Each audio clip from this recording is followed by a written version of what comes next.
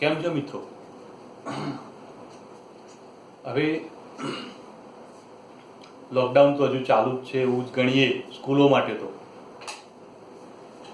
તો હવે સ્ટડીનો એક માધ્યમ આપણે પસંદ કર્યો છે અને જેમાં ઓનલાઈન સ્ટડીનો માધ્યમ પસંદ કર્યો છે અને આના દ્વારા આપણે જ્યાર સુધી સ્કૂલો રેગ્યુલર ન થાય ત્યાર સુધી આ રીતે જ અભ્યાસ શરૂ રાખીશું. તમારે શું કરવાનું છે?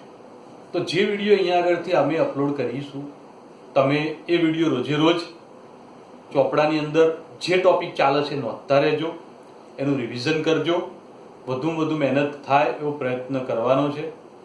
ઓકે. 11 સાયન્સની અંદર બધા આવી ગયા, એક નવા સ્ટેજમાં પ્રવેશ્યા છીએ. બધાનું 11 સાયન્સમાં હાર્દિક સ્વાગત છે, વેલકમ. હું જીતેશ મેવાડા સર કહી શકો. આપણો સબ્જેક્ટ મારો કેમિસ્ટ્રી છે. હવે કેમિસ્ટ્રી વિશે તો આપણે ચર્ચા 2 વર્ષ સુધી કરી જઈશું. એક થોડી ચર્ચા સાયન્સ વિશે પણ કરી લઈએ કે ભાઈ આપણે સાયન્સ પસંદ કર્યું છે, શું ફાયદો? ઘણા મગજમાં એવું પણ વિચારતા હશે કે સાહેબ કોમર્સ રાખીને સીએ કર્યું છે તો એવા મિત્રો આગળ નહીં નીકળી જાય. બહુ ટેન્શન ના કરો. સાયન્સમાં જે 11-12માં બરોબર મહેનત હાર્ડવર્ક કરશો અને નીટમાં સારો સ્કોર થશે કે જીમાં કે ગુજકેટમાં કે બોર્ડમાં સારો સ્કોર થશે તો એન્જિનિયરિંગની સારી લાઈન અને એમબીબીએસની લાઈન કે મેડિકલની લાઈનમાં તમે જશો તો કદાચ ઘણા આગળ નીકળી જશો. અને સીએમાં જેટલી મહેનત થાય છે એના કરતાં ઓછી મહેનતમાં આગળ નીકળી જશો. એટલે બહુ ટેન્શન ના કરતા, બહુ સારી અને ચોક્કસ રીતે તમે જે ગાડીમાં બેઠા છો એ સારી જ છે. તમે જે લાઈન પસંદ કરી યોગ્ય છે, બરાબર. હવે મહેનત કેટલી કરીશું? ઘણાને હાલ બહુ ઉત્સાહ હોય છે કે 11 સાયન્સમાં આવી ગયા, હવે જોરદાર મહેનત કરીશું, આટલા કલાક વાંચીશું, આમ કરીશું. પણ આ બધો જુસ્સો છે ને એ પેલા સોડાના ઉભરા જેવો છે. 10-15 દિવસ જાય, 20 દિવસ જાય ને પછી ધીરે ધીરે બધું ઠંડુ. કાલ કરીશું, હવે પરમ દિવસ કરીશું, પછી કરીશું. અને આ બધું જેમ શરૂ થવાનું શરૂ થશે ને વાત પૂરી. એટલે જો કંઈક બનવું છે, મેડિકલમાં એમબીબીએસમાં જવું છે કે એન્જિનિયરિંગમાં સારો સ્કોર કરવો છે, કોઈ સારી કોલેજમાં જવું છે, આઈઆઈટીમાં જવું છે કે એનઆઈટીમાં જવું છે કે નિરમામાં કે એલડીમાં એડમિશન લેવું છે તો પહેલા દિવસથી હાર્ડવર્ક કરવાનું શરૂ કરી દેજો. તો ચોક્કસ રીતે હું કહું છું, બકા ગેરંટી સાથે કહું છું કે સારામાં સારો સ્કોર મળશે, સારું રિઝલ્ટ મળશે. કેવી રીતે વર્ક કરીશું? બધાને એક પ્રશ્ન થશે. મિનિમમ ઓછામાં ઓછો શબ્દ વાપરું છું, મિનિમમ રોજનું 5 થી 6 કલાક. મેક્સિમમની કોઈ લિમિટ નથી. 24 કલાકમાં જેટલા કલાક ઉપયોગ કરવો એટલો કરી શકો છો. હવે 5 થી 6 કલાકનું રોજ મિનિમમ રીડિંગ થવું જોઈએ. આટલું રીડિંગમાં કેવી રીતે કામ કરીશું? તો હાલ તો હજી કંઈ ચાલ્યું નથી એટલે શરૂઆતમાં તો રોજે રોજ જે ચાલે છે એટલું તૈયાર થઈ જાય એટલે આપણું કામ ક્લિયર. પણ જેમ જેમ 10 દિવસ ચાલશે ત્યારે આગળનું પહેલા દિવસમાં કે પહેલા વીકમાં જે ચાલ્યું હશે એ રિપીટ કરવાનું ટેવ પાડજો. રિપીટેશનની ટેવ બહુ જરૂરી છે, બરોબર. તો રિપીટેશન કરે જવાનું. આગળના ટોપિક રિપીટ થવા જોઈએ. અહીંયા જે ટોપિક ચાલે ચોપડામાં નોંધજો. એક્સ્ટ્રા પ્રશ્નો પણ આપણે ક્લિયર કરીશું. નીટના કે જીના લેવલના પોઈન્ટ પર પણ આપણે ફોકસ કરીશું અને બધી ચર્ચા સ્ટેપ બાય સ્ટેપ કરતા જઈશું અને સમજતા જઈશું. ઓકે બકા? પણ સૌથી મોટું ઇમ્પોર્ટન્ટ વાત છે કે તમે કેટલું સિરિયસલી વર્ક કરો છો. જો તમારું વર્ક સિન્સિયરલી નહીં હોય તો પાછળ જતા ટેન્શન આવશે. એવું ન થાય એટલા માટે રેગ્યુલર વર્ક કરતા જાઓ. હવે સાયન્સ કેમ? તો સાયન્સ ભણેલો વિદ્યાર્થી કદી બેકાર જતો નથી. પોતાનું ફ્યુચર પોતાના હાથે નક્કી કરે છે. આપણું ફ્યુચર પણ આપણે જ નક્કી કરવાનું છે. કેમ કે સારા ડૉક્ટર કે એન્જિનિયર બનીશું તો આપણું ફ્યુચર બ્રાઇટ થઈ જ જવાનું છે. પણ ખાલી મોટા મોટા સપના જોવાથી કે સારી સારી વાતો કરવાથી કંઈ થતું નથી, બરાબર. તો બધાનું સાર એક જ છે, મહેનત તો કરવી જ પડશે અને એ પણ સિન્સિયરલી. સિન્સિયરલીનો મતલબ કે ઘણી વખતે એવું થતું હોય પપ્પા મમ્મી ધક્કો મારીને રૂમમાં મોકલે, વાંચવા જા, અને પછી ચોપડી ખોલીને આમ બેસી જઈએ અને પછી 2 કલાક પછી પાછા આવી જઈએ, વાંચવા બેઠા હતા એવું દેખાવ કરીએ, કોઈ મિનિંગ નથી. હું તો કહું છું 2 કલાક નહીં, કલાક જ વાંચો, પણ કલાક એવું વાંચો ને કે જે પ્રશ્નો તૈયાર કર્યા છે પરફેક્ટ આવડે. બરાબર? તો આવી પરફેક્ટ તૈયારીની ટેવ પાડી દો, શાર્પ વર્ક કરવાની ટેવ પાડી દો કે જે કામ થાય એ પરફેક્ટ થાય. ઓકે બકા?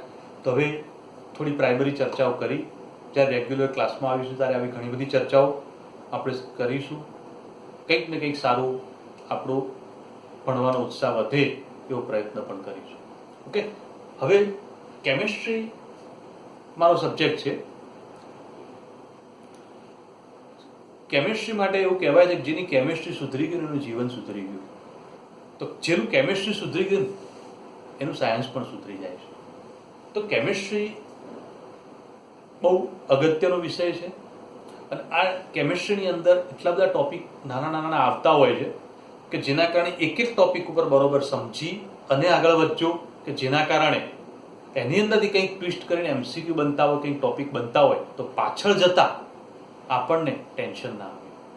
ઓકે બકા? તો હવે કેમિસ્ટ્રીમાં આપણે 11માની અંદર જે ચર્ચા કરીશું એની અંદર પહેલું ચેપ્ટર જે છે રસાયણ વિજ્ઞાનની પાયાની સંકલ્પનાઓ છે.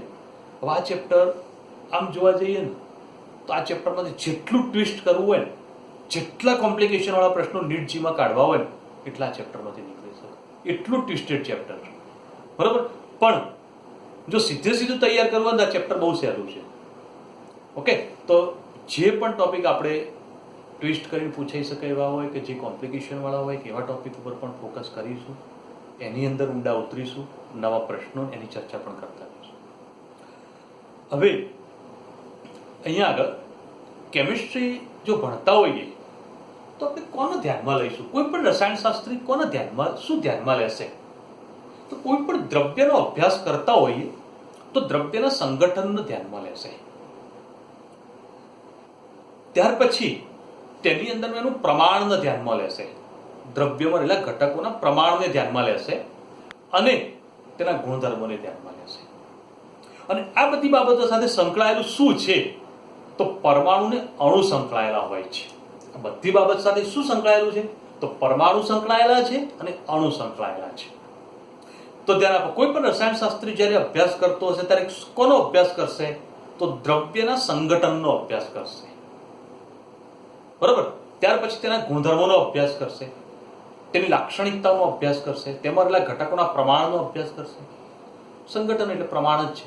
તો બધી ચર્ચાઓ જે છે તે અંદર આવી જશે. પણ આ બધા સાથે કોણ સંકળાયેલું છે? તો પરમાણુ ને અણુ સંકળાયેલા છે. તો આનો મતલબ એવો થયો કે દ્રવ્યના બંધારણમાં શું છે? તો પરમાણુ ને અણુ છે. તો પછી પ્રશ્ન થાય કે પરમાણુ ને અણુ એ રસાયણ વિજ્ઞાનના પાયાના ઘટકો છે.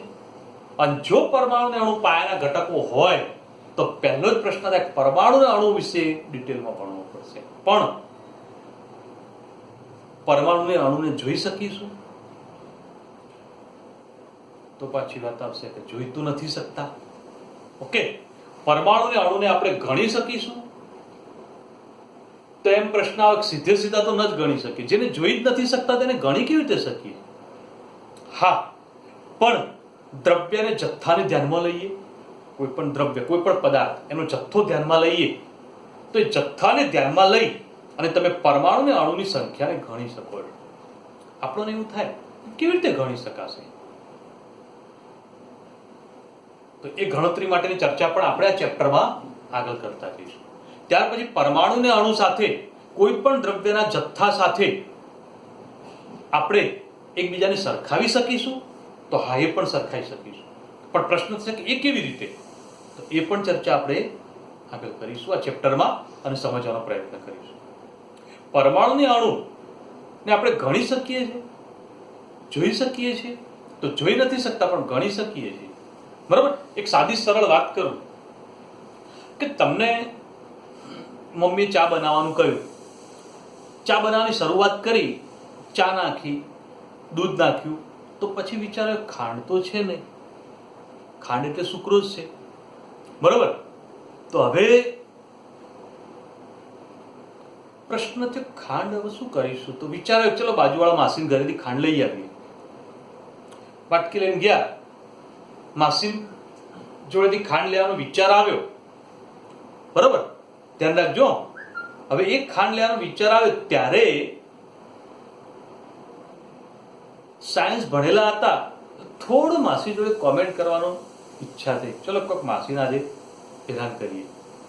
વાટકી લઈને ગયા, માસીને કહ્યું કે ખાંડ આપો ને માસી, કેટલી જોઈએ છે? તમે સાયન્સ ભણેલા. માસીને કીધું 3.011 × 10⁻22 ખાંડના અણુ આપો. શું કહ્યું તમે માસીને? 3.011 × 10⁻22. આટલા ખાંડના અણુઓ આપો. માસી તો પેલા જોઈ જ રહ્યા સામે શું માગે છે યાર. બરાબર, માસી હોશિયાર હતા. પેલો ખાંડનો ડબ્બો પડ્યો, અંદરથી ગણી લઈએ આટલા, વધારે ના આવવા જોઈએ એવું કીધું. હવે ગણવાની જવાબદારી આપણા ઉપર આવી કે 3.011 × 10⁻22 અણુઓ ગણવા કેવી રીતે? પ્રશ્ન થાય તો આવા અણુઓની સંખ્યા કેવી રીતે ગણી શકાય? તો ચેપ્ટરમાં એનો એક ટોપિક આવશે, અને ટોપિક આવશે ત્યારે અણુની સંખ્યા ગણતા શીખીશું. બરાબર, અને જ્યારે ટોપિક આવશે ત્યારે આ પોઈન્ટ યાદ કરાવીશ પાછળ. ઓકે બગા, તો તમારા હાલ ઇંતજારી વધશે કે સાહેબ કેવી રીતે ગણશું, આવું આટલા અણુઓ કેવી રીતે ગણીશું. બરાબર, તો એ ગણતરી માટેની ચર્ચા પણ કરીશું પાછળ, ટેન્શન કરતા નહીં. ઓકે બગા, બહુ સરળ છે, 2 મિનિટમાં ગણાઈ જશે. તમને એમ થાય સાહેબ 10⁻22 અણુઓ છે, કેવા ઓછા અણુઓ છે, 25-50 વધ તો તરત ગણી કાઢો. બરાબર, પણ આ તો 10⁻22 અણુઓ 2 મિનિટમાં ગણાઈ જશે. શીખીશું ગણતા. ઓકે, હાલ બહુ ટેન્શન ના કરતા. ચલો હવે આગળ વાત કરી કે ભાઈ રસાયણ વિજ્ઞાનમાં આપણે આ બધી ચર્ચાઓ કરતા હોઈએ અને સમજતા હોઈએ. બરાબર, તો પહેલા એક પ્રશ્ન થાય છે, તો વિજ્ઞાન એટલે શું? વિજ્ઞાન એટલે શું? તો વિજ્ઞાન કોને કહેવાય? તો વિજ્ઞાન એટલે કુદરતમાં થતી ક્રિયાઓ અથવા કુદરતમાં થતા ફેરફારોને સમજવા માટેનો એક વ્યવસ્થિત પ્રયત્ન, જેને વિજ્ઞાન કહેવાય છે. તો વિજ્ઞાન કોને કહીશું બગા? કુદરતમાં થતા પરિવર્તનો અથવા ફેરફારો જે છે એને સમજવા માટે થતો એક વ્યવસ્થિત પ્રયત્ન, એને વિજ્ઞાન કહેવાય. તો મતલબ તો આનો મતલબ એવો થયો કે કુદરતમાં જે પરિવર્તનો છે, કુદરતની અંદર જે ક્રિયાઓ છે એને સમજવાનો જ વિજ્ઞાન પ્રયત્ન કરે છે.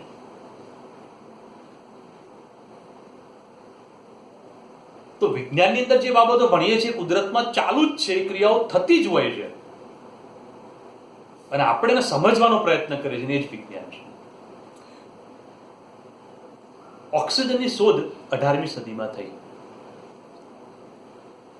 ઓક્સિજન 18મી સદીમાં ઓક્સિજન વાતાવરણમાં જેવું ખબર પડી, તો એના પહેલા ઓક્સિજન હતો એ આપણને ખબર નથી. તો શ્વાસ નતા લેતા પહેલા, 18મી સદી પહેલા આપણે શ્વાસ નતા લેતા?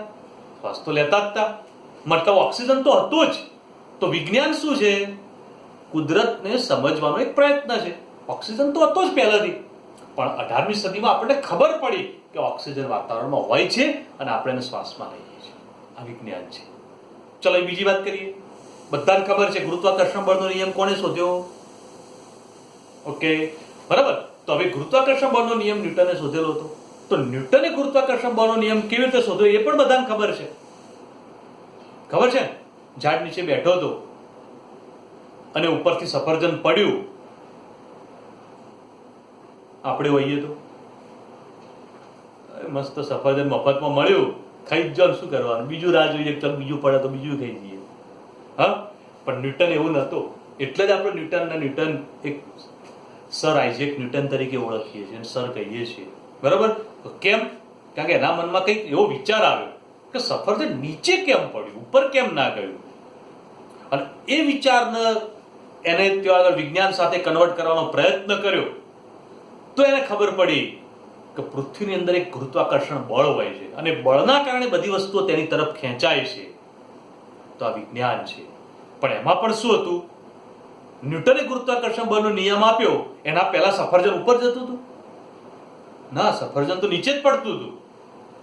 ઓકે, પણ વિજ્ઞાન શું છે? કુદરતને સમજવાનો એક પ્રયત્ન છે. કુદરતમાં આવી ક્રિયાઓ તો થતી જ હતી, પણ આપણે શું કર્યું? ફક્ત એને સમજ્યા છીએ અને સમજવાનો ફક્ત એક પ્રયત્ન કર્યો છે. તો આવા ઘણા બધા ઉદાહરણ તમે વિચારી શકો જેમાં વિજ્ઞાન શું છે એવું આપણે સમજી શકીએ છીએ. ઓકે બકા? તો વિજ્ઞાનને જો આપણે સમજીએ છીએ તો હવે વિજ્ઞાનની અંદર અલગ અલગ ભાગ પાડ્યા છે. કેવી રીતે? તો સમજો કે ભાઈ વિજ્ઞાન એટલું બધું વિશાળ છે, એટલું બધું વિશાળ છે જેના કારણે સમજવું સરળ નથી.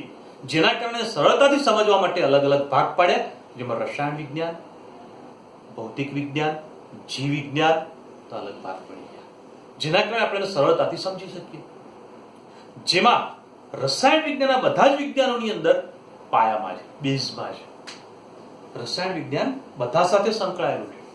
તો ભૌતિક વિજ્ઞાનની અંદર કોઈ પણ પ્રયોગ કરતા, કોઈ પણ ક્રિયા કરતા હોઈએ તો એની અંદર રસાયણો વપરાઈ જ જાય.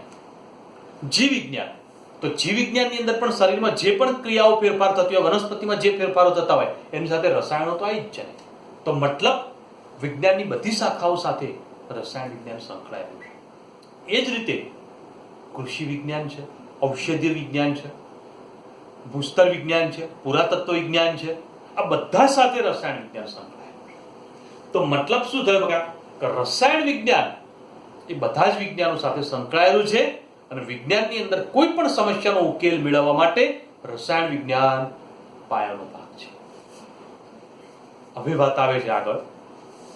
આ બધી ચર્ચાઓ આપણે ફક્ત એક પ્રસ્તાવના તરીકે કરીએ છીએ, પરીક્ષા માટે કોઈ ઇમ્પોર્ટન્ટ નથી, ફક્ત સમજવા માટે કરીએ છીએ, પણ તોય ઇન્ટરેસ્ટિંગ છે, કંઈક ને કંઈક નવું જાણવા મળે છે. ઓકે, ચલો હવે વાત કરીએ કે ભાઈ રસાયણ વિજ્ઞાનની આપણે ચર્ચા કરીએ છીએ અને એને સમજવાનો પ્રયત્ન કરીએ છીએ,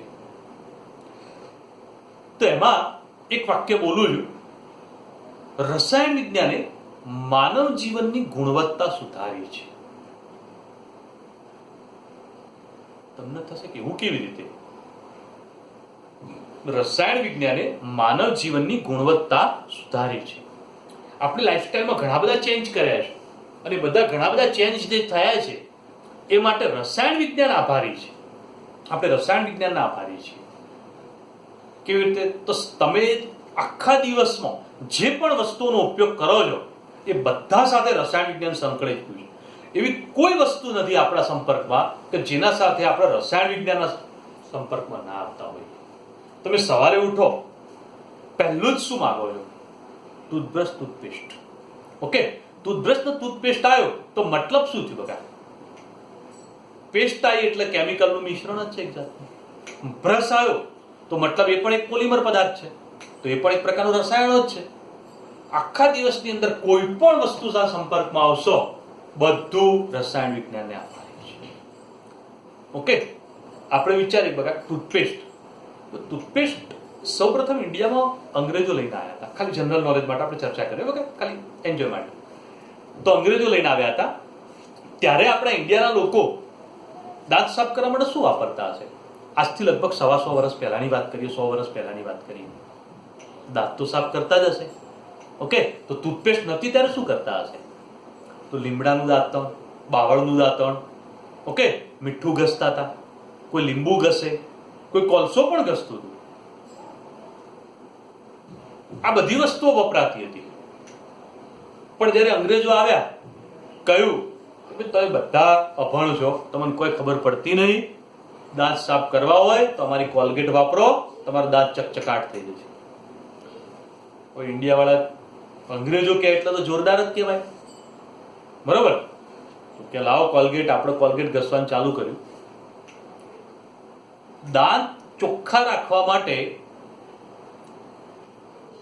જે આપણે 100 વર્ષ પહેલા જે વસ્તુઓ વાપરતા હતા ને એ યોગ્ય વસ્તુઓ હતી. એવું અંગ્રેજોને આજે 100 વર્ષ પછી ખબર પડી કે ભાઈ ઇન્ડિયાના લોકો પરફેક્ટ હતા. કેમ? વિચારો, ટૂથપેસ્ટમાં નમક આવી ગયું તો મીઠું તો આપણે 100 વર્ષ પહેલા વાપરતા હતા, હવે એમને ખબર પડી તો કોલગેટમાં જુઓ, નમકયુક્ત કોલગેટ, બરાબર, નીમયુક્ત કોલગેટ. લીમડાનું દાંતણ કરતા તો એ લીમડો કોલગેટમાં નાખ્યો. ચારકોલ યુક્ત પેસ્ટ, ચારકોલ એટલે કોલસો, તો એ કોલસો પહેલા વાપરતા હતા.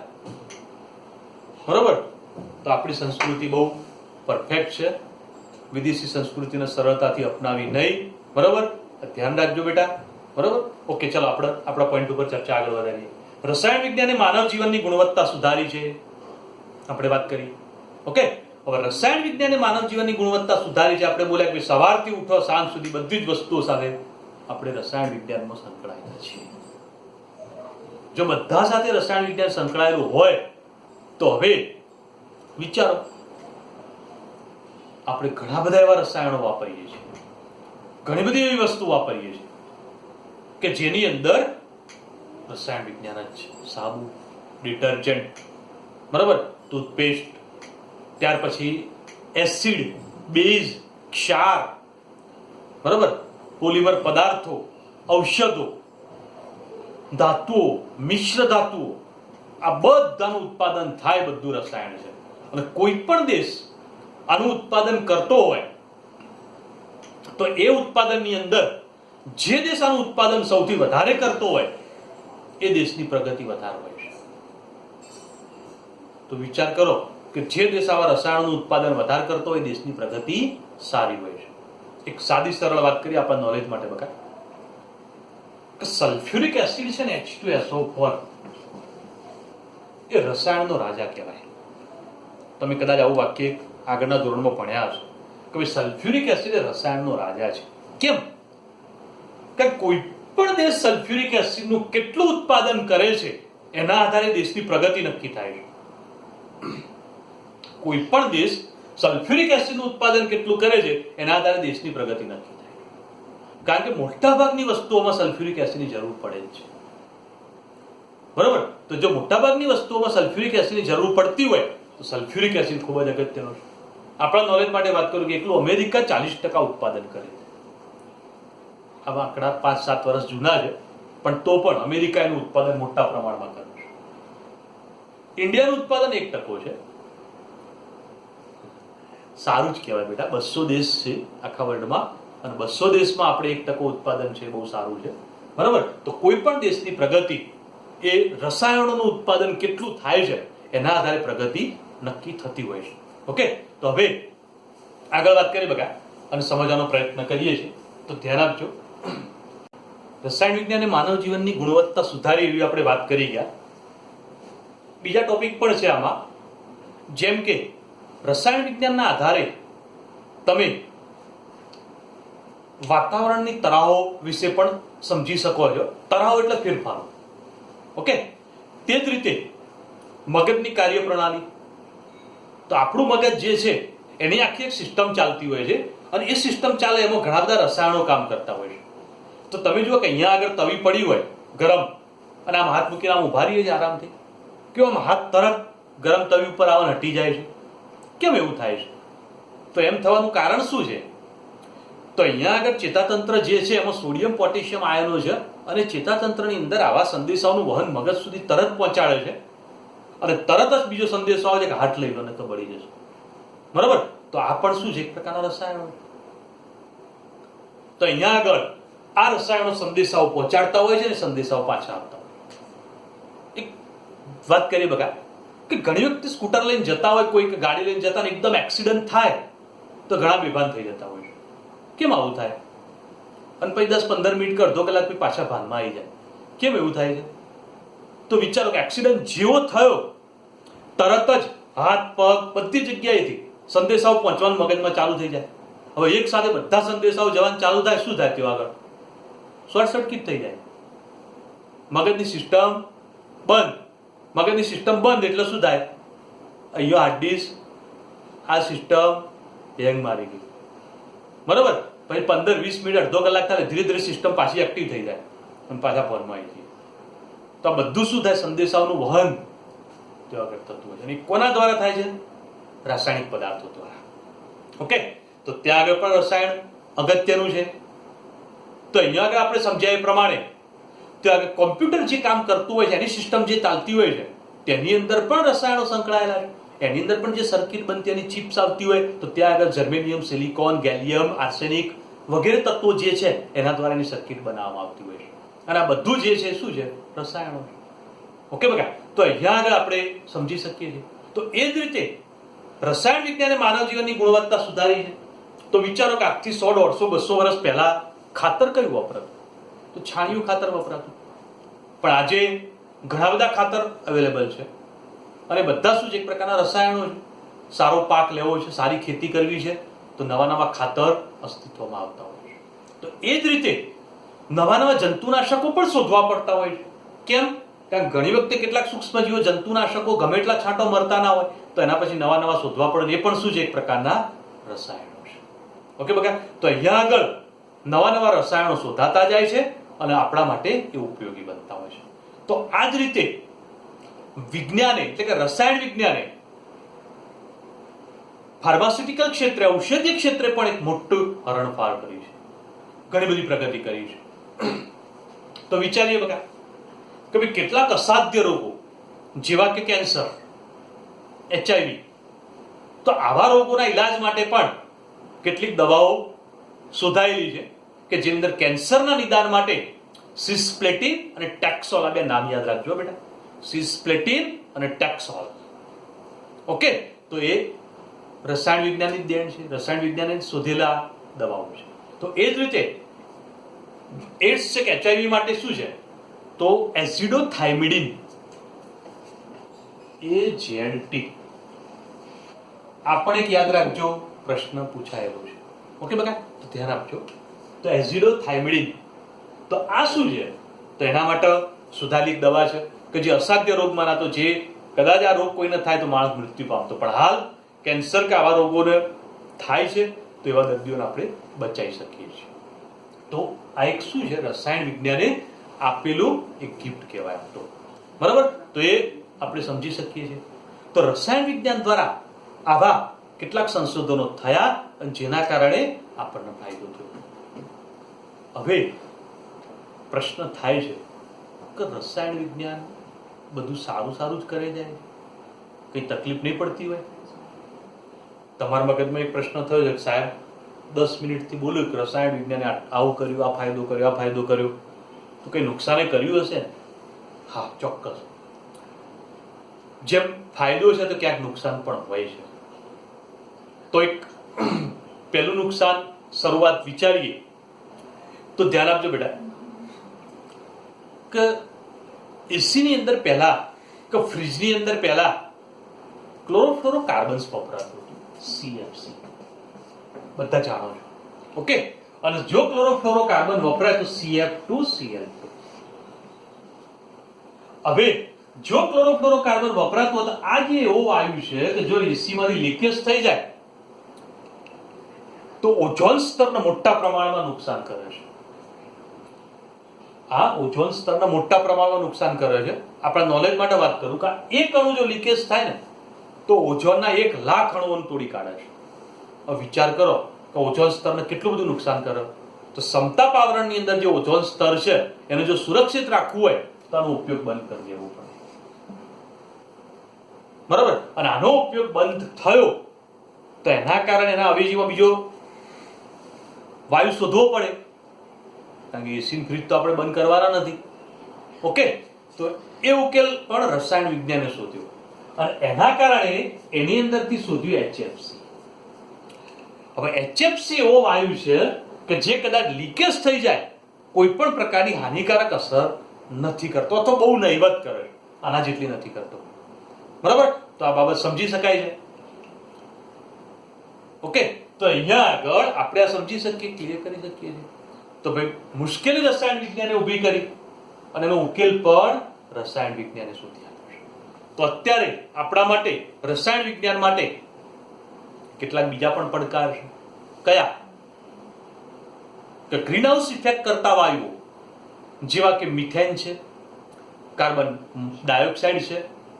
ઓકે, તો આવા પ્રકારના કેટલાક વાયુઓ છે જે નાઇટ્રોજનના ઓક્સાઇડ છે કે જે વાયુઓ ગ્લોબલ વોર્મિંગ કરે છે, ગ્રીનહાઉસ ઇફેક્ટ કરે છે. તો એના માટે કંઈક ઉકેલ શોધવા એ રસાયણ વિજ્ઞાન માટે હાલ એક સમસ્યા છે. અને એ કેવી રીતે ઉકેલીશું? તો જેમ જેમ આગળ વધતા જઈશું એમ વૈજ્ઞાનિકો નવા નવા વિચારો લાવશે અને આપણે એનો ઉકેલ શોધી શકીશું.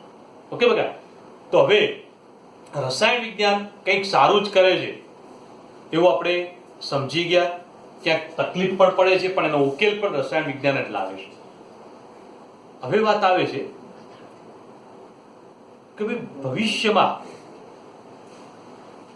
કંઈક નવા નવા સંશોધન કરવા છે, નવા ઉત્સેચકો શોધવા છે, કેટલીક નવા સંશોધનો, નવા રસાયણો શોધવા છે, કેટલાક વિદેશી પદાર્થો એટલે કે ફોરેન મેટર્સ શોધવા છે. અને આ બધું શોધવું છે તો એના માટે શું કરવું પડશે? તો નવા નવા રસાયણ શાસ્ત્રીઓની જરૂર પડશે, નવા નવા સાયન્ટિસ્ટોની જરૂર પડશે, નવા નવા ત્યાં આગળ વૈજ્ઞાનિકોની જરૂર પડશે. અને રસાયણ વિજ્ઞાન એવા ભવિષ્યના નવા વૈજ્ઞાનિકો તમે બનો એવી તમારી જોડે કંઈક અપેક્ષા રાખે છે. બરોબર? તો એવો પ્રયત્ન કરી શકો અને નવા સંશોધનો તમે કરી શકો છો. ઓકે, હવે નવા નવા વૈજ્ઞાનિકોની જરૂર પડે તો એના કારણે આપણે શું કરી શકીએ? તો રસાયણ વિજ્ઞાનની અંદર આપણે કેટલાક પ્રકારના ગુણધર્મોની અંદર ફેરફાર કરી અને નવા નવા પદાર્થોનું ઉત્પાદન કરી શકીએ છીએ. કયા ગુણધર્મો? જેવા કે વિદ્યુતીય ગુણધર્મ, ચુંબકીય ગુણધર્મ અને પ્રકાશીય ગુણધર્મ. જો આવા ગુણધર્મોમાં ફેરફાર કરીએ તેની સાથે સંકળાયેલા નવા ગુણધર્મોવાળા પદાર્થો આપણે બનાવી શકીએ છીએ. જેવા કે અતિસુવાહક તરીકે વર્તતા સિરેમિક પદાર્થો, અતિસુવાહક તરીકે વર્તતા સિરેમિક પદાર્થો જે છે એનું ઉત્પાદન કરી શકીએ છીએ. ત્યાર પછી આવા જ પ્રકારના પદાર્થોની અંદર આપણે બીજું વિચારીએ કે ભાઈ અતિસુવાહક તરીકે વર્તતા કેટલાક પોલિમર પદાર્થો, તો આવા પોલિમર પદાર્થોનું ઉત્પાદન પણ આપણે કરી શકીએ છીએ. ઓકે, તો વિદ્યુત વાહકતા વધારી શકાય છે. તો આ બધા પદાર્થોનું ઉત્પાદન થઈ શકે છે. તો એ જ રીતે જોવા જઈએ તો બીજા પણ કેટલાક પદાર્થોનું ઉત્પાદન આપણે કરી શકીએ છીએ. તો અહીંયા આગળ આપણે શું સમજ્યા બકા? અતિસુવાહક તરીકે વપરાતા પદાર્થો, કયા કયા પદાર્થોની વાત કરી? સિરેમિક પદાર્થો છે. તે જ રીતે બીજા કયા પદાર્થોની વાત કરી? તો પોલિમર પદાર્થો. આની સાથે સંકળાયેલા બીજા પણ કેટલાક પદાર્થો વિશે આપણે સમજવું જરૂરી છે, જે ધીરે ધીરે જેમ જેમ આગળ વધતા જઈશું એમ એમ એની ચર્ચા કરતા જઈશું. ઓકે બકા? તો અહીંયા આગળ ધ્યાન આપજો અને સમજવાનો પ્રયત્ન કરજો. નેક્સ્ટ ચર્ચા નેક્સ્ટ વિડીયોમાં કરીશું. શાંતિથી સમજજો. આજના ટોપિક પર કોઈ જગ્યાએ કંઈ પણ એવું નથી કે જે પરીક્ષા માટે બહુ ઇમ્પોર્ટન્ટ હોય. ખાલી MCQ માટે એક બે ટોપિક છે કે જે ખાલી ધ્યાનમાં રાખવાના છે. બાકી સમજવાનું, શાંતિથી સાંભળજો. કાલથી એવા ટોપિક શરૂ થશે જે આપણે ધ્યાનમાં લઈશું. ઓકે બકા? ચલો, ગુડ ડે.